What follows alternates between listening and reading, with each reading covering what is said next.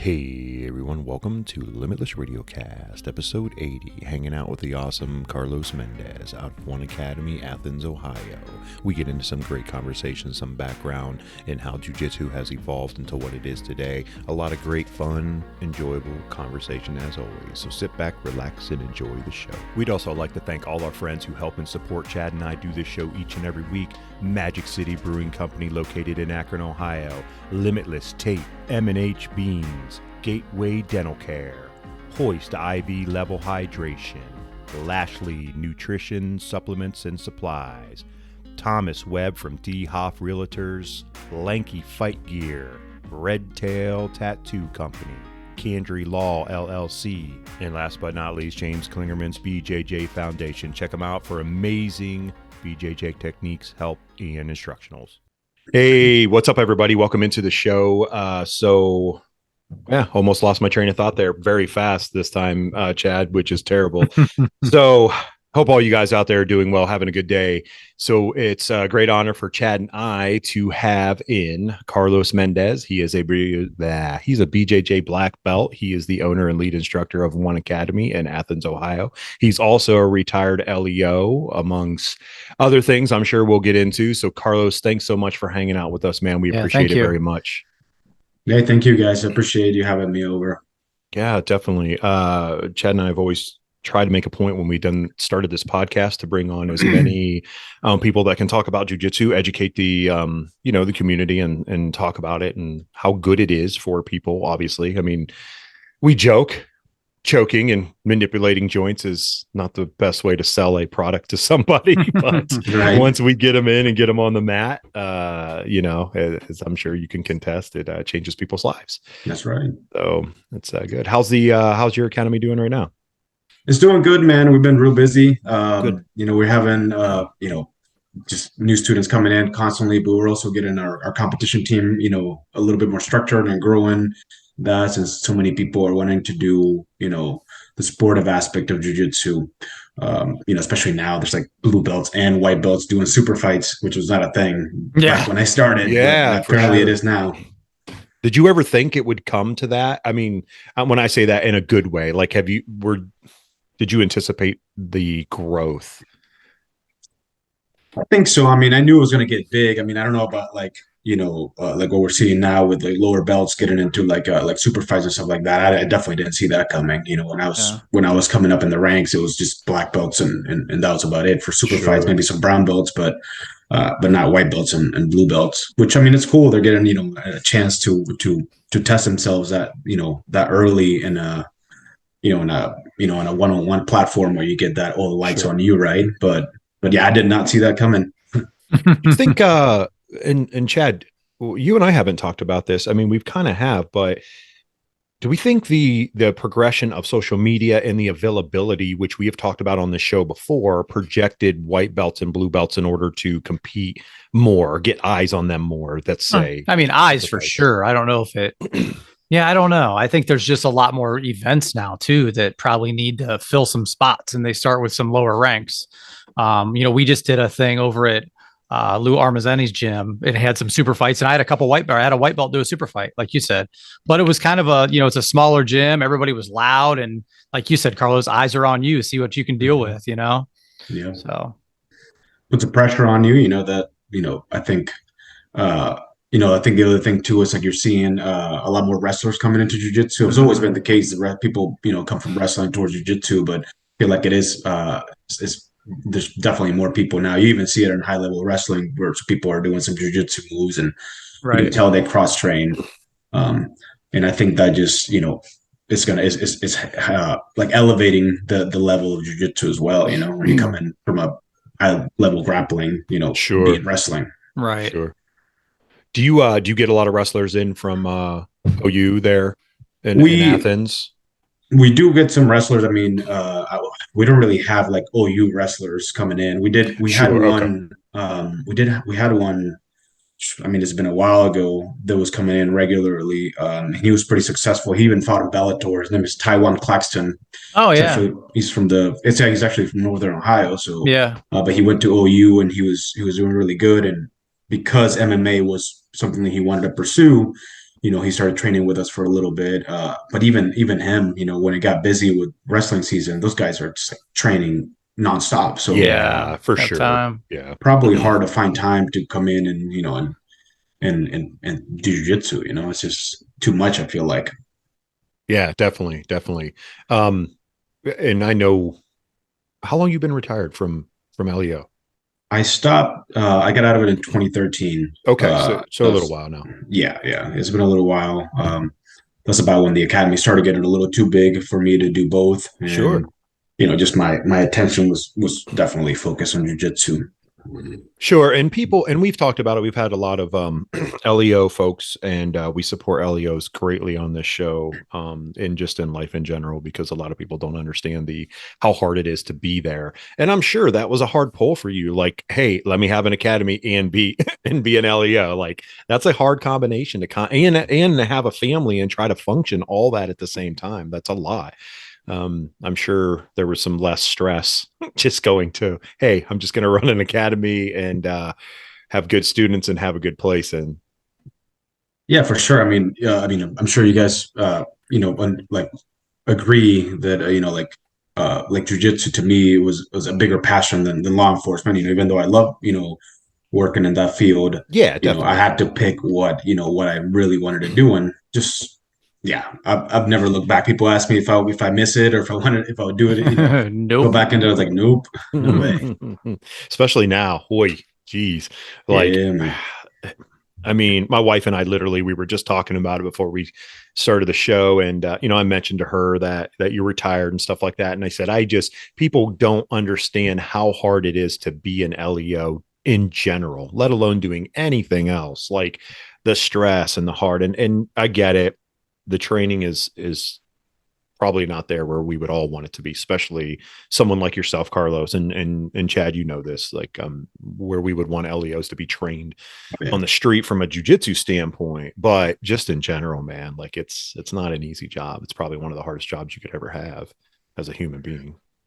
Yeah, I mean, it has its challenges. I feel like, you mentioned training, and I feel like training is one of that was one of my biggest like disappointments when I was part of like of that field, is just the lack of training and really the lack of interest in training. So it wasn't even, that it wasn't, available or that you don't have options. It's just people don't want to do it, man. People want to just do want to do the bare minimum. I mean, I'm really when I was doing both the police department and jiu-jitsu, not one officer would come to train. Really? Wow. And I would, I would be every time I'd be like, come train, man, come train. And it just wouldn't happen.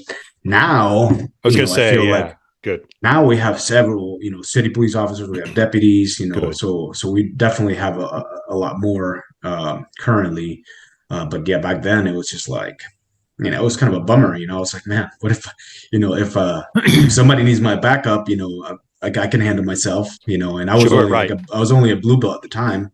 But what if I need backup? Exactly. Did you ever have to, and mind me asking this, did you ever have to use it in a live action? Yeah, I mean, really, jiu-jitsu is so, ingrained in me that, I feel like what I would tell people is that every time I put hands on somebody, even though there's no resistance, there was always, the awareness that there could be and where this could be.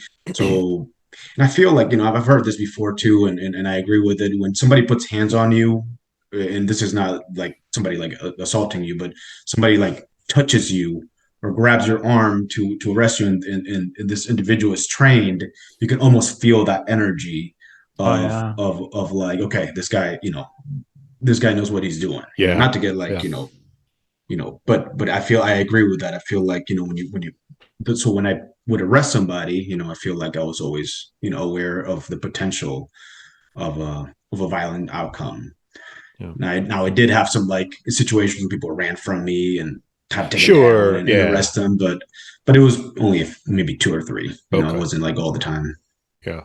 Well, good. I'm glad, I'm glad you didn't have to. Yeah, because unfortunately we do live in that society, especially now, as you said earlier. I mean, it's awful, like the amount of different stuff that's going on, obviously, like from a resistance standpoint or whatever. But go ahead, Chad. One of our blue belts has been with us, 2.5, 3 years now. No jiu-jitsu training prior. He was a Marine, he wrestled. And he said now being a blue belt and doing jiu-jitsu as much as he has, when he has to go hands-on or something goes down on the clock, everything's in slow motion, right? He said he just feels so confident and under control that it's crazy. And he, you know, tries to get everybody to do it like we all do, you know? Yeah, man. I can imagine like that perspective for sure. Like, so Carlos, I'm a blue belt. So I get that whole, like, the white belt thing, which you both do. You understand exactly what I'm talking about in terms of like freaking out, panicking, like hands on right away. Like you don't react well when you start really, your training really starts going. And I just mentioned this recently with Chad and we talked about on the show. Things have started to really slow down for me. I don't panic when I'm in roles, and I'm really just looking for specific locations to get to. And, you know, from my training, from the stuff that Chad has trained or taught me in class. And so I think, yeah, I can imagine no one training, but they're being physical every day or having to be. It's like an instantaneous panic mode. Oh yeah. And I mean, we get used to just grabbing and getting grabbed, like basically right, exactly. every training session. Every time you're in there, you're going through, you know, a mock fight, you know. So when, you know, when you're talking about these officers that are, you know, training, it's just like, yeah, they're always in panic mode. You know, it's just that white belt, like, it's that mentality. Like, sure. Yeah.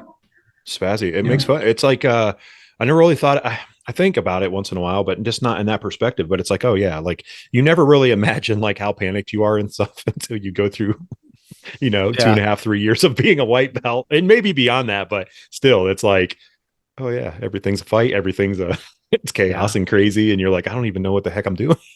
Yeah, man, it's kind of scary if you think about it, man. That there's so many people out there without that, job and with no training. Yeah, it is scary. Yeah, 100%. No, you're 100% right. Yeah.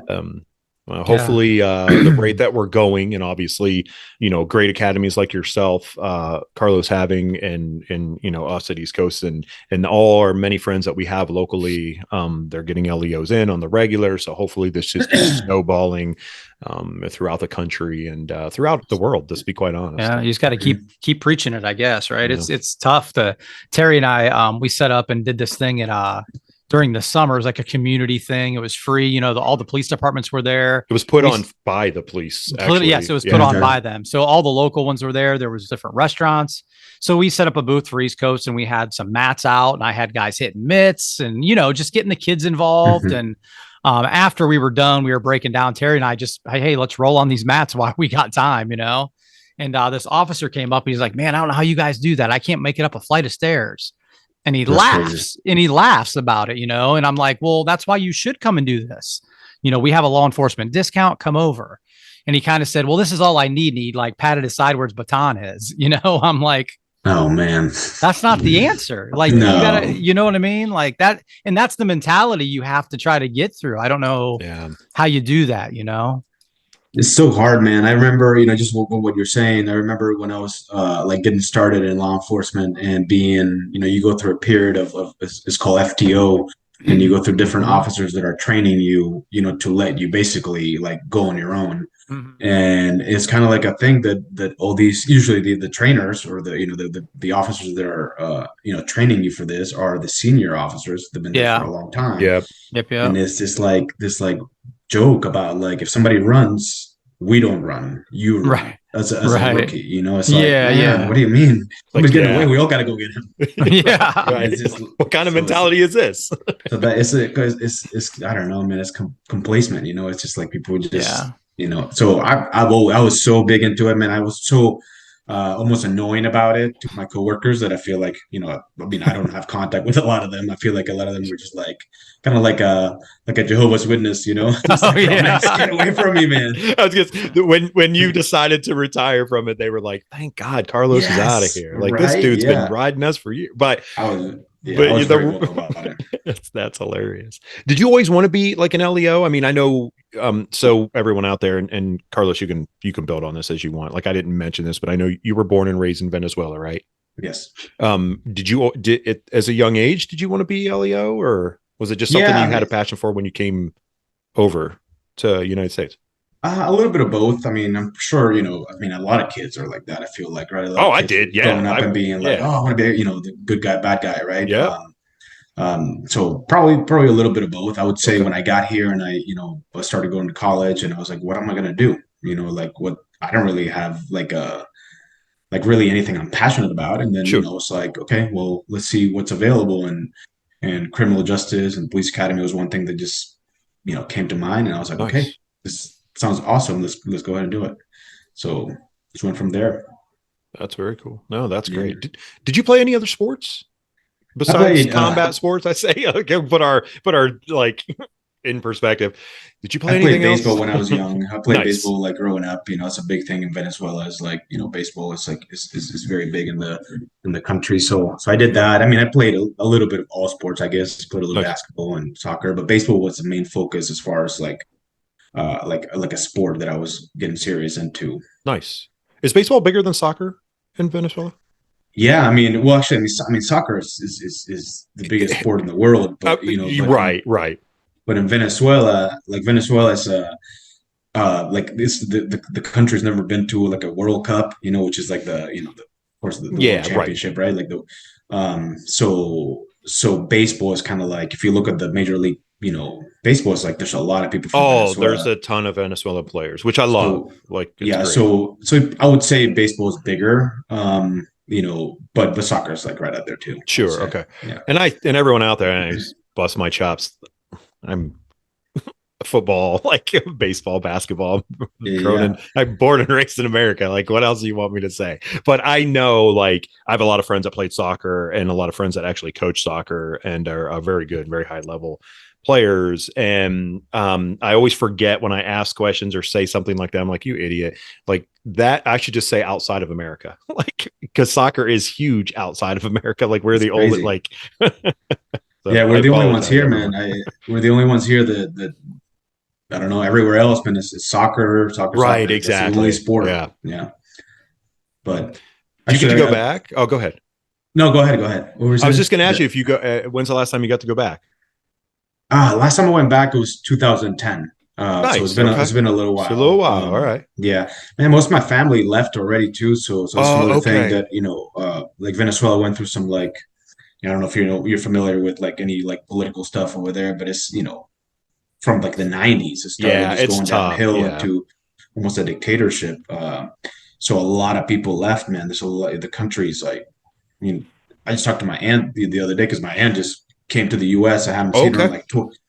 I hadn't seen her in 12 years since I went there. So my aunt just got to Columbus a few days ago, and she was like, when you go out you don't even see young people anymore because everybody left. Left. It's Oh, mostly wow. like older Okay. people. So it's pretty sad, that the politics and the government just really kind of just ruined the country. It's so unfortunate that's, man, I mean, to be honest, it's kind of a trend everywhere, including our own, here. And it's always been this way. Well, I'm glad a lot of your family or most of your family is out. So, and they're here and enjoying this. I rather than be here than not enjoying, you know Yeah, what I mean? man. And you're Yeah, I am closer. too. Yeah, I am too. It's super. I'm very, very grateful that now we're a little closer. Or a lot closer, I should say. Yeah. Yeah. Yeah. That's good. Yeah. Mhm. So you picked Athens, Ohio. Was there a story behind that? So, I mean, it kind of was by. I mean, I went to school down here, not at OU, but I went to school in Hocking. That's where the Yeah. police academy Yeah. was. Yep.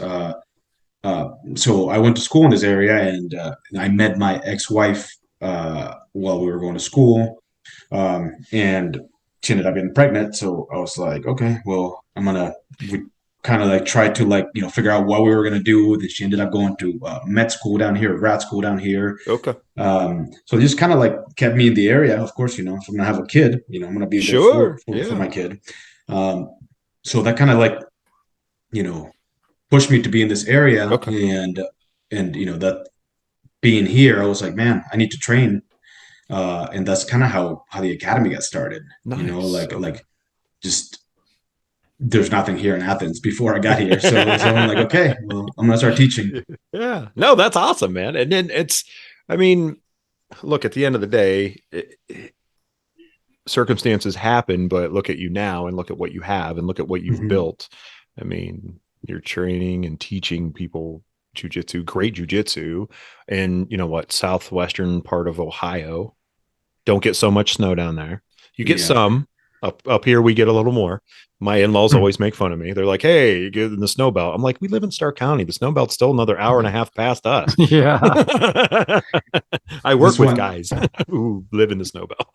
Yeah, man. I mean, I'm, you know, like I said, you know, like look what I have now. So I'm very, you know, very grateful that things worked out the way they did because I love it down here. You know, I have my family here. I have, you know, I have another child. You know, a new marriage. So the academy's growing. We're expanding to other areas. You know, that's good. That's of really Southeast good. Ohio that didn't have jiu-jitsu, which kind of like, I mean, it's kind of like my what I ended up doing is spreading jujitsu to this area that didn't have jujitsu before. And it started with Athens, and then now we're in Logan and Lancaster, and we have a few satellites around Southeast Ohio that That's awesome. that didn't have it before. Yeah. That's awesome, man. Yeah. And honestly, for anyone out there that's listening and they're not familiar with this area that Carlos is speaking of, I've personally been to every area that he's talking of, Logan and all those places, and they're small and they need jujitsu because there's a lot of unfortunate things that happen in those areas because they're small towns. There's not a lot of money in those towns. Mm-hmm. And this, as we all know, obviously, if you're listening this this podcast, you know how much we love jiu-jitsu and you're probably training in it. So you know it can change your life. So, you know, kudos to you, Carlos, for adding and expanding that into an area to where, let's be quite honest, it's needed for people to be able to walk in and be able to train and this save their life. I mean, I just point blank, I will say it because jiu-jitsu does save people's lives more than what maybe the outside person would say or think. I agree 100%. You know? Yeah. I mean, it's a big thing. It's awesome. However, I don't know that a lot of people thought that jiu-jitsu would be as big as it is right now. It's crazy, man. I don't know how, you know, I mean, how it is up there, but you know, down here, I mean, we have been part of what, you know, the expansion of jiu-jitsu here in Southeast Ohio, and man, and we just have so much gratitude from the community. So you know, we're really, you know, grateful to be in the position that we're in. Sure. Did a friend invite you to train first? I know you have some background. I know you trained a lot of stand-up and probably some traditional, right? Like Taekwondo and stuff like that when you were younger. So yeah, I did like, you know, karate and sure and things like that when I was like a lot of us younger. older guys. How old are you? I am 37. Oh yeah. He's still young. Chad's like, I'm 10 years older. Yeah, 10 years old. I'm 8 years older. So yeah, I still feel pretty good, you know. Have a few more years in. I feel like at least you know a competitive level and stuff. Good, yeah, so, good. You got more than a few. Don't sell yourself short. You've been doing this for a long time. I always tell people that have done it for a long. It'd be different for me. It's like, hey, I'm going to start competing, dude. You're 45 and you're a blue belt. Like I can compete, sure, small, maybe local tournaments, but other than that, it's like I'm all right. So you have plenty of years, Carlos. Hopefully. Yeah. So I did you know stand up traditional martial arts when I was young, and then as far as like going into jiu-jitsu, I started Japanese jiu-jitsu when I was probably in high school. So that was kind of my first introduction to grappling. So Japanese jiu-jitsu was kind of how I got in the door. And then when I moved to the US, I right away I was already hooked. So I was like, I need to keep training. And my first introduction here was with Sean Chidwood up in Lexington, Ohio.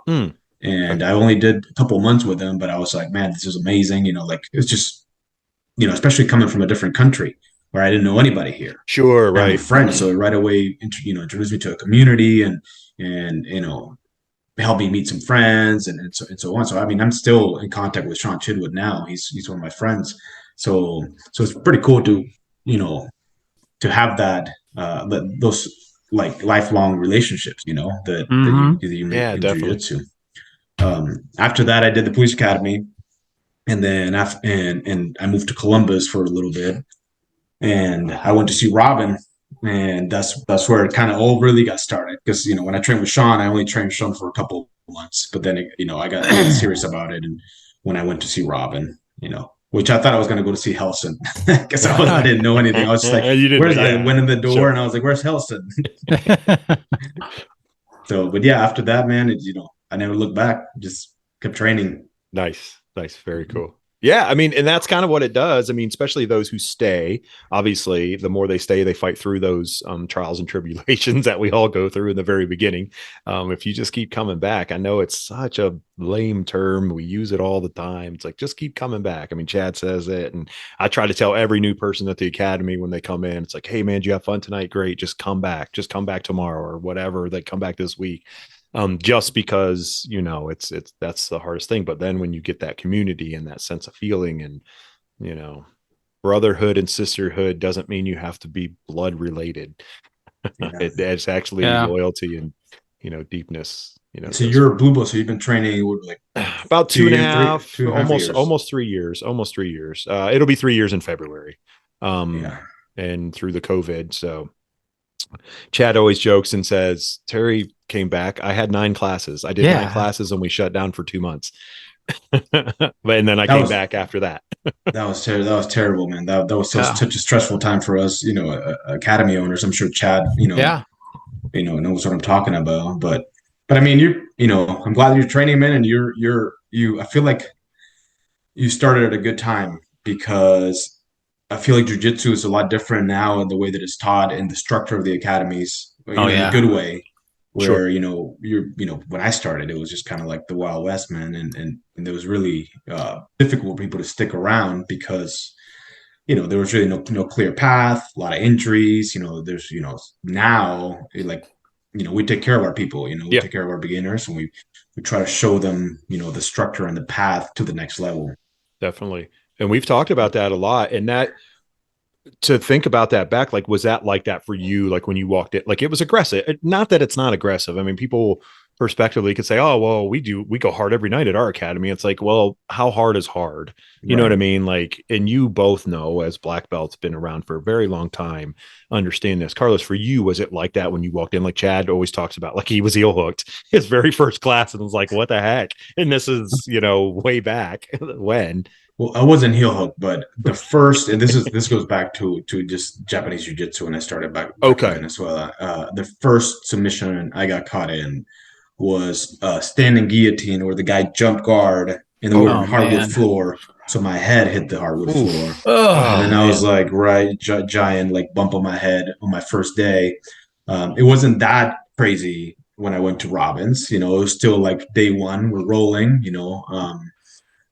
which is not, something that I try not to do now. If I get a beginner, I want them to take some classes, get to know people before they're rolling, because I really see no value in having someone with no experience roll against another white belt or a blue belt, because it's like, what's going to happen? Yeah, you're going to try to muscle things, and then becomes this like clash, especially two beginners, going at it. So I have people wait a little bit. We have a 30-day policy at our academy where we're like, hey, take classes, get to know people. And 30 days is really not that long if you think about it. I mean, when it comes to the big picture of jiu-jitsu, how long it takes you to go from white to black belt, even though 100%. Black belt's not the end of it. Right. It's a long journey. Yeah. And I tell people, I mean, if you can't wait 30 days, man, you're gonna have a hard time in jiu-jitsu because you need a lot of patience. This is a long journey. So there's no need for you like day 2, day 1. I mean, I can imagine Chad getting heel hooked as a white belt, man. How many people wouldn't come back from that? Yeah. Like so many people would be like, nope, I'm done. You're telling me that I can just rip my knee on my It's crazy. I had no idea what was happening. And there's that fine line, especially with heel hooks, like knee explosion. It's like very, very small window. And the feel on leg locks too is different than like like of course if you're getting choked is if you get in your arm locked or shoulder locked, but I feel like leg locks have that weird like feeling where it's just like almost no pain, and then there's a pop, and then now you're. It is. Yeah, so if you're a white belt, and I mean, I almost have to explain to people that hey, if you're getting caught in a submission, if it's uncomfortable or if it hurts, you tap on your opponent. If you're a white belt day one and you're getting heel hooked and you you're not even feeling pain. It's just weird how somebody's got on your leg. It's crazy that's even like a thing that's allowed. Yeah. So where are you with the leg locks, Carlos? As far as, I guess, beginners and not in the gi. I mean, I think all of us probably in the gi follow what the IBJJF would do. Straight ankles up to blue and all that. But no gi's getting so big, so popular. Everybody's doing it. I feel probably I started in 04. I don't know, what year did you start? 06. 06. So close to the same time. I feel like leg locks weren't really a thing because it was almost like a disrespectful thing. I heard people like, well, you can leg lock me, but beat me with jiu-jitsu. That's kind of cheap. They thought it was cheap back then, But now, are you introducing leg locks earlier to beginners? No, man. So we don't do leg locks until you get to blue belt, which I know people, some people disagree with that. Some people are like, okay, you want day one, you got to be doing leg locks because that's what people in competition are going to be trying to do, right? Correct, right. And the jiu-jitsu that I love is not jiu-jitsu for competition. I know, Robin's my instructor, Helson's my, the head of our association. So the jiu-jitsu that I love is jiu-jitsu that's going to help me in a fight. It's going to the self-defense aspect of jiu-jitsu, and so for beginners at my academy, we don't do leg locks. Blue belt and above. So we have two separate curriculums. We have curriculum for beginners, from white to blue, and we go over, the fundamentals of Gracie Jiu-Jitsu and like punch protection and guard if you're in a fight, which guard in a fight and guard when you and I are rolling is completely two different things. Yeah. So mainly because if you're in a fight, the person on top will probably not know jiu-jitsu, so they're not gonna be trying to pass your guard and posture and punch you in the face. They're gonna try to punch you in the face. So there's a disconnect, I feel like from the competitive, jiu-jitsu to like fight jiu-jitsu, and that's why I separate, my beginners from the advanced curriculum. The advanced curriculum, we start playing with lapels and doing different open guards and leg locks and 411s and all these. We kind of, at that point, it's like, okay, now we're going to see the full, spectrum of jiu-jitsu. I mean, and that's even kind of like, there's so many moves out there that I'm sure stuff that I don't know that I can't teach, you know what I mean? So, right. So, but it does open up a bigger, picture of more moves and stuff like that. In the beginning, none of that stuff. I don't really feel like it's necessary. Yeah. If people are competing, of course, right? If you got like a white belt with 2-3 stripes, and they're like, maybe they wrestled before, maybe they're really like just somebody that they caught on real quick and they want to compete, then we have a competition class as well. So we have, I guess, 3 separate curriculums, even though the competition class is not a curriculum-based class. It's like it's competition training. So so that coach will teach you leg locks, will teach you, make you aware of all these things you're going to see in competition. I gotcha. So we separate things a little bit. Personally, for my jiu-jitsu, I'll play with leg locks, but I'm very, very like I need to be healthy. You know what I mean? So I try to, if somebody, catches me in a leg lock, I'll tap early, but I'll play with everything, Yeah, it's just it's so in our face now when you watch competition jiu-jitsu, especially with as big as Nogi is. And we have these young kids coming in and they're trying to heel hook you and calf crank you. I'm like, hey, man, because it's there. You see it more than we didn't have the chance to see that. So we just obviously did what we were taught at the time because we weren't on YouTube and watching Who's Number One and all that stuff. So it's just, more that we have to watch out for as instructors too, and be on our game to make sure our people know what is allowed and not allowed, So that's tough now, like, especially with the amount of, like you're saying, Chad, the amount of jiu-jitsu. I mean, I think YouTube, Instagram, everything is awesome, but it's a blessing and a curse as an instructor, right? Because we can see things that would really work in jiu-jitsu, but like the white belt's just going to see a fancy move and the guy flipped and took his back. Well, that was a static opponent that was going with the motion too, to show you that cool move. To where Carlos and I would say, well, yeah, but he had to move his hips out to the right to get that other hook in, or whatever the case may be, Sure. So it's also, I feel like when it comes to jiu-jitsu, and again, this is my personal opinion, but you should build a solid foundation. Yeah. And that foundation, like leg locks and warm guard and all these, different very sportive, specialized, like moves, should not be the bottom of the foundation. The foundation should be, how you escape mount. How do you escape mount? If somebody mounts you, can you get out? Right. How do you pass somebody's guard? Like controlling somebody in a pin, whether it's side control or mount or something like that. So all these things I feel like are what should be the main focus. It is for my students in the beginning. That being said, is that first year or so of training. Once they get to that blue belt, then let's start playing with other stuff. But sure. But yeah, I mean, you just mentioned Instagram and all that stuff, and I know that even though somebody just started and is seeing that foundation, they're going to go online and see all these other moves and stuff. So I'm like, okay. I've had people at my first class, and I didn't really roll, just kind of some people showing me some stuff, and I'll never forget. They're like, "Oh, just go look on YouTube, like you'll see all kinds of stuff." And then I did, and then I thought, no, I don't know. Yeah, it's like I barely know what I'm doing just to walk in the door. I'm like, I don't even know how to tie my belt yet.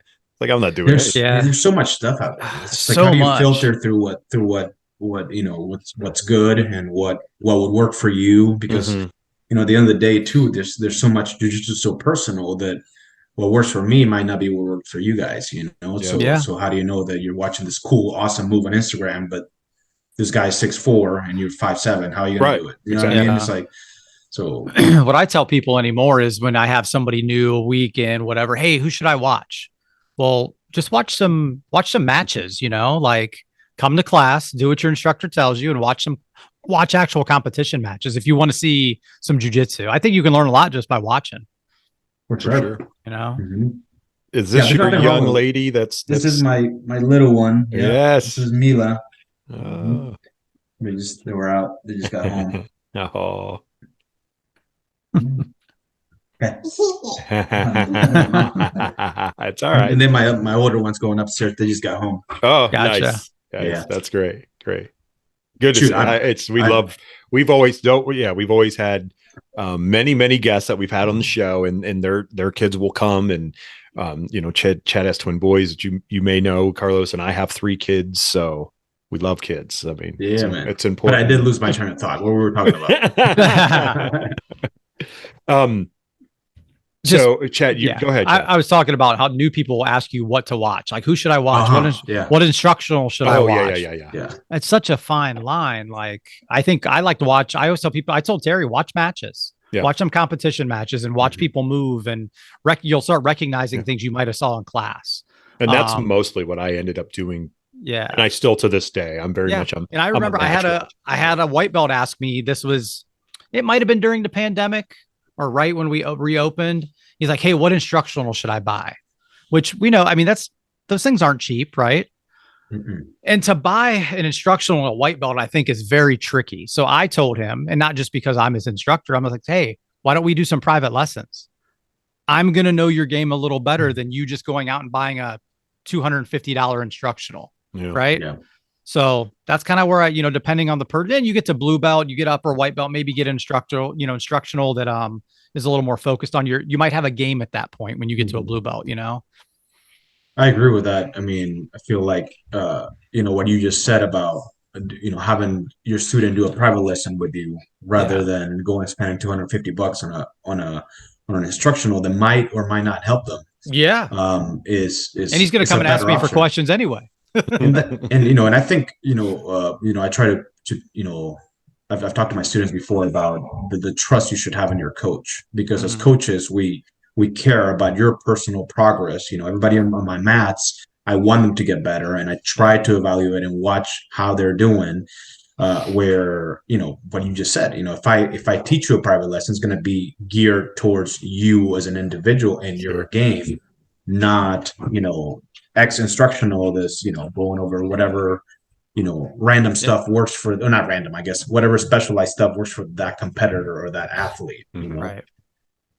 Well, like you alluded to earlier, Carlos, and Chad, you've mentioned this before, and I've heard it, you telling other people don't realize how personal jiu-jitsu is and how you can build it on that personal level, because it is so much you. Like, this is really like saying this is your journey. It's such a personal thing to where your game's going to be different than your training partner that you may train with every single day. It's your journey's still going to be different. You're going to figure out different ways to do things. Like we talk about the foundation and fundamentals. Yes. The foundation of getting into a closed guard armbar is what it is, but finishing it, it's like, hey, make the arm go the way it shouldn't go. But Sure. You're going to figure out different ways to get that submission. Getting into it might be different, but you're going to find your own way to get to some things too. Mm-hmm. Yeah. That's why we love jiu-jitsu, right? Yeah. 100%. Yeah, man. Yeah. Did you, Carlos, when you were promoted to black belt, was there a different feeling? I always like to get a perspective of a black belt to say, yeah, it was different. I went from brown to black, but then it was like a whole new world. Man, I mean, I feel like promotions just kind of, don't get me wrong. It was a huge moment. It was very, I was crying, and I was like, oh, like very, very touched by the situation. Yeah, for sure. It was a very big deal. But it's, probably since like purple belt or, early brown belt, it just kind of stopped being about the promotions anymore, it's, so it was just another one, so here's my new belt.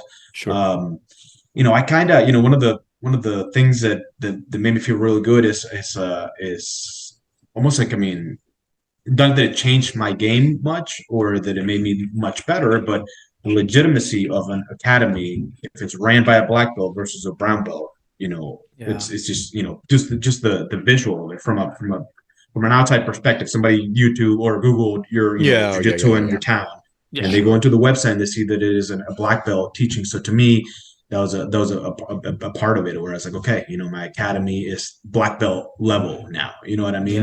Yeah. Especially in the world we live in now, where people know, when we started, that wasn't an option. It wasn't a thing. Right. And and there's, there's so many black belts, in like around now. There's, when I started, there was like two, so there wasn't that many. It was like, two like in Columbus, and it was very, Jeff Hudson and Robin, right? Yeah, that was it. Yeah. And the purple belts and brown belts were like these, like, killers that you just really wouldn't even see that many of them. You know? So that being said, I wanted my team to be like, okay. And now we have, I have a black belt under me as well. Now it's like one of my one of my early on training partners when I first started teaching here as a blue belt. He was, he came in as a like 2 or 3 stripe white belt. And so we've been training together for a really long time. And Robin came down and helped me promote him to black belt, earlier this year. So now we have 2 black belts at the academy, and more people are coming up to those ranks. So it's awesome, man. So it's a good time, man. And Chad just got to experience this too, just over the last several months, promoted to 2 individuals that were great, both great guys. Love learning from them. Both got promoted to black belt. And it's cool because, like, I just sit back and look at guys like yourself. Like, you put in all this time, all this energy, and to promote someone that you've been around, you've seen them progress. And it's like, I'm going to put the black belt on them. And it's just it was awesome to see Chad do it. And I'm sure Carlos, for the same for you, because you saw them go through everything that you went through. And it's like, hey, I get to put this belt on them. And there's just that mutual respect. That's really cool. It doesn't happen. I think, to me that was a really big moment. It's personally, my jiu-jitsu has been, just from early on, from blue belt, I started teaching people, and it became more about teaching others than my own jiu-jitsu. So I can almost think of it as the sacrifice that I had to make for my own jiu-jitsu, in order to teach others. So, so promoting my first black belt to me was huge, because somebody that's been with me and I've been trying to help from when we were both, pretty, young in jiu-jitsu. Sure. Yeah. It's very cool. Like, it's just, and there's a feeling you can't explain to people that don't do it. You just can't, like, it's impossible. It is, man. It's a lifelong journey, and then unless you're doing it, it's like it's really, really difficult to explain. Sure. And this is going to be a dumb question. Robin's who promoted you to black belt. Yeah, Robin is the one that promoted me to black belt. I've technically, even though my team is one academy, the Athens Academy, my actual physical academy is we're still House and Gracie. We're still a House and Gracie Sure. affiliate. Yeah. So I was promoted to purple and brown by Helson during visits, here doing seminars and coming to Athens to check on the team and everything. But when I got promoted to black belt, one, it was like kind of like COVID, that whole, during that whole time. So Helson wasn't really traveling too much. Sure, Helson wasn't really getting around to his academies. But if I'm honest, Helson is, the head of our association, but Robin knows me and my jiu-jitsu. Yeah, for sure. Like there's a personal investment there. Yeah, for sure. I've known Robin for a really long time. We're really good friends. So him putting that belt around me was really meaningful. Was what I wanted. Man, Robin's he's a good dude. He's such a good dude. Like, we had him on the show, and Carlos, you may know that, but he was awesome. Like, I just loved talking to him, just picking his brain. It was like, man, like, just like yourself, like I could just walk up and like sit down and be like, hey, just like BS about whatever, roll, have a good time. It was just awesome. Like, he was a really good dude. Oh, yeah. He's one of my, my mentors, and I was talking about the trust you should have in your coach. And anytime I've gone through any issues, both in my jiu-jitsu as a student of the art or even as an academy owner, Robin's been a huge help to me, which is crazy because like every time I told him that I was going through something, he was like, yep, I've been through that too. So it's like, as academy owners, we like, kind of everybody goes through the same turbulence, like sure. Everybody goes through kind of like the same problems. Yeah, it's hard. I mean, it's not like you go to business school and you're like, hey, this is what I'm going to do. Like, you didn't come, you're like, hey, I'm going to go to business school, then open an academy. Like, no, man, it's just the way it is. And I think it's that passion, right, Chad? Like, you have that passion in you for sure, to where you want to coach, you want to teach others some of what we all consider the greatest martial art, combat sport, however you want to say it. I'm going to put it as a martial art because I always do. Yeah. For sure. In the world. Let's be honest. I mean, that's what we say all the time. I mean, it's unrivaled. I don't believe there's anything that can beat pure jiu-jitsu, in my opinion. I know I'm a blue belt. People can make fun of me. It's okay. I think you're right. I think jiu-jitsu is has been proven. It was proven early on. It's even in MMA. The highest level. For the most part, most people are familiar with jiu-jitsu to a certain level, Yeah. I said, I didn't get to watch the fights last night, but I saw the highlights of Chandler and Poirier, which was a slugfest. Oof. But what finished the fight? Jiu-jitsu. Jiu-jitsu finished the fight, Yeah. So I didn't get to watch the fights last night, but you see that everyone has a grappling in their arsenal, and most of these guys are doing jiu-jitsu. And we just celebrated, was it yesterday? I believe. From 1993, first UFC. Yeah, when Gracie choked Ken Shamrock. Yeah. Out, so he choked a few people that night, didn't he? Well, yeah, he did.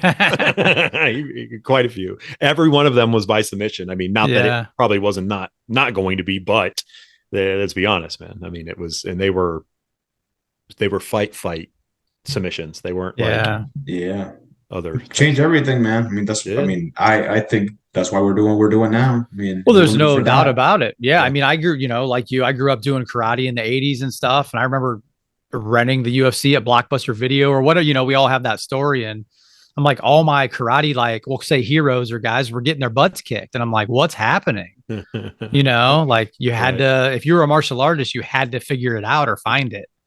Yeah. For sure. So we live in a great world now. I mean, in terms of that kind of stuff, we live in a great world. I'm not going to dumb that out because we can each respectively make our world as great as we even with technology, not what it was back when we were watching that stuff. Look how we still were able to hunt it out and find it. You just had to work a little harder than just typing it in Google. You're right. Yeah, man. You mean you can't go to Instagram or you couldn't? No, man. I remember, made a lot of trips. I remember driving, and this is going to sound like I'm really an old person. I did an Eddie Bravo seminar during the Arnold's one year, and I drove by myself in a crazy snowstorm in my Jeep. I don't know how I made it there, but I made it there for an Eddie Bravo seminar. Where was this at? It was during the Arnold's one year. So up in Columbus? In Columbus, yeah. Oh, wow. He did a seminar during the Arnold's for like $50 or $60. And this was when Helson ran the Arnold's, right? Like I would probably, it was probably 2009, 2008, 2009. Okay. Yeah. I don't know who might have been running after Helson. It might have been. Yeah. The first tournament I entered was the Arnold's, which was ridiculous because I had no training. I had done those 2 months that I told you with Sean Chidwood. Yeah. And then it was like March. So like this was like I stopped training in like December. And then in March, I'm like, hey, I want to do this tournament. Sean's like, are you sure? And I was like, yeah, I want to do it. Went in there and got choked immediately. Yeah. Like first round. But it was crazy to see the amount of people, man, because the Arnold was like at that point it was the biggest. That was like the only thing around, wasn't it? Yeah. It might have been the biggest tournament in the country. So yes, so like I remember being in line to like check in and people everybody was speaking Portuguese. Yeah. So I'm sure there was a bunch of people there that are big names now that I just didn't know at the time. Sure. But I just remember how big that was, man, and how many people were competing in that tournament. So that's why I was asking if this one Helson ran it, because I know he stopped running it, a few years after that. Is the Arnold still being ran though? I mean, are they still? Yeah, they're still doing it. Grappling Industries does the jiu-jitsu portion of it now. Oh, they do. Okay, so that's who. They've had many people since Helson stopped doing it. They've had many people in there. It's crazy. It's crazy. I think Grappling Industries is doing a good job, and they have a lot of traction with the community and. I mean, right. As far as local tournaments go, especially here in Ohio, I mean, I think Grappling Industries kind of has like a little bit of a, just kind of has the monopoly, I guess, or most people are just looking for those tournaments. They have a stronghold on it. I mean, people like them. They, I haven't heard a lot of complaints about them. Them and Fuji are probably the two biggest, I would say, that are consistent. Yeah. It's good. I think Dustin's going to start running some tournaments again, so that'll be fun. Yeah, the OGC. He just posted medals. I just saw that too. Dustin's tournaments were pretty big. When I was blue belt, heck yeah, man. They went from OGC to AGC, to American Grappling Championship, and he was doing the state championships and stuff like that. And it was a lot of people coming in. So I'm working with him. I'm working with Dustin to try to get him one up here, Terry. We're going to try to get getting Jackson High School. Nice. Yeah. It's another good dude. I mean, look, I am blessed to come across folks like yourself, Carlos. Obviously, Chad is a huge person in my life, but to be able to meet people obviously through this podcast and be able to see them out, and it's like, yeah, this is pretty cool, man. Like I've got the opportunity to meet a lot of great people and grow my network of friends. Terry, I don't think I told you how I met Carlos. Haven't. I met him through Clark Gracie. Oh, really? Because we've had Clark up a couple of times, and he texted me and said, "Hey, I'm going to be in Ohio. Why don't you come to my seminar?" So I think I messaged Carlos and said, "Hey, we got room," and I came down and did the seminar.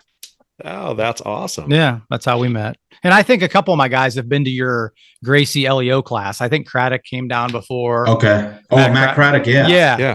Did he just get his black belt, right? Yeah, he's the one that's the one I was referring to earlier. Yeah, he's awesome. I think he was a purple belt when he came down for that seminar. He just got certified in the help me, Terry. C4C with Chad Lyman. With Chad Lyman out of Arizona. Yeah, I just sent him to that class up in Cleveland, and it was like a level 1 certification. And by the time he left, he was a level 4, I think. They're like, "Yeah, you're a little ahead, a little more advanced. You need to, So but awesome. Matt was the guy that I put every stripe and every belt around his waist. That's awesome. He was awesome when he came in. We've had, that's something that I'm trying to get back to. Hopefully, here in the next year is trying to put those seminars together for law enforcement, which is just it's an introduction to jiu-jitsu. It's a just to get them, plant the seed, to get them moving. You plant the seed, plant exactly, that seed, right? sure. Yeah. It's a little jiu-jitsu can go such a long way for an officer. That is, they should all just be on the mat. Yeah, for sure. And that intriguing of going, you start asking yourself the what if, like, oh, what if, like, if I knew how to do this, and maybe, and like, planting that seed, growing it, being around great people in the gym and being able to teach it, like, it's phenomenal. Well, that's awesome that you're that doing it. I had no idea, Chad. I didn't ask either. I just said, no. Do you know Carlos? And he said, yeah, I know Carlos. I always ask dumb questions at Chad. He's like, yeah. He looks at me like, and Well, you never. There's people. I'm I friends haven't with met you. yet, Like too. that's what he Yeah. tells me. Like, it's like, why am I friends with you? I'm just kidding. I mean, it's getting, it's getting to be, like bigger where, yeah, I don't know certain people, but for, Yeah. for the most part, the ones that have been around for a while, especially, Sure, it's still a tight knit community, where a Yeah. lot of us know each other. for sure. So yeah. It's good. That's awesome, man. Well, great stuff, my friend. We've kept you for a solid hour. I think we probably have you more for an hour because I forgot to hit the clock on my thing Yeah. No here. worries, So man. I had a good time. good, great.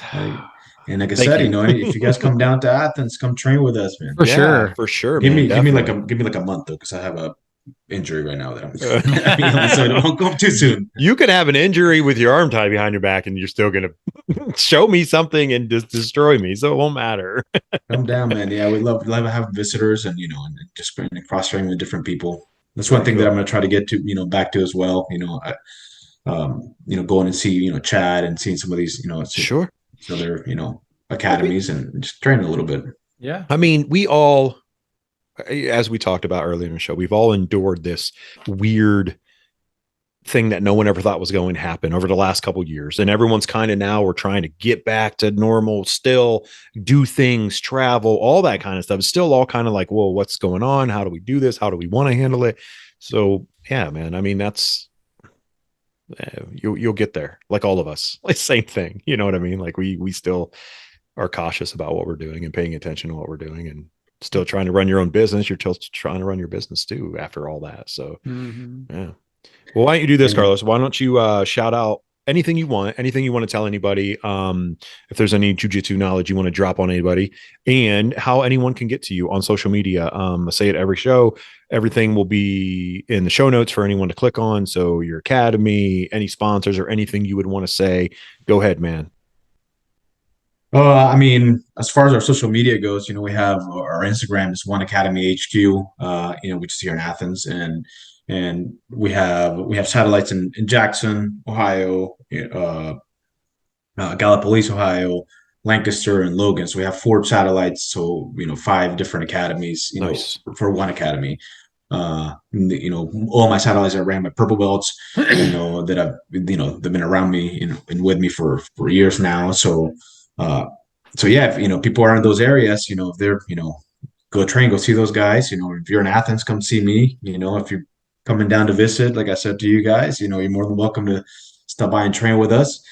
Yeah, I don't have any sponsors or anything, but yeah, man, that's it. This is social media for our academy. Very cool. Yeah, thanks. Thanks, Carlos, for no problem. Thanks for taking the time, and it's very much appreciative. And I look forward to meeting up with you down the road, and maybe telling my wife, hey, you go to your, I might have to find a bed to sleep in. She might be like, yeah, don't come back. No, I'm just kidding. She wouldn't do that. I'm just joking. She doesn't listen to the show, so I can say that kind of stuff. All right, my man. Well, we appreciate you greatly, Carlos. Keep doing what you're doing. Thanks, God sir. bless you and your family, my friend. And we'll hook up down the road. All right. All right. Have a good night, guys. Thank you, brother. Appreciate you. All right. Thank thanks, you. man. You See too. ya. See ya.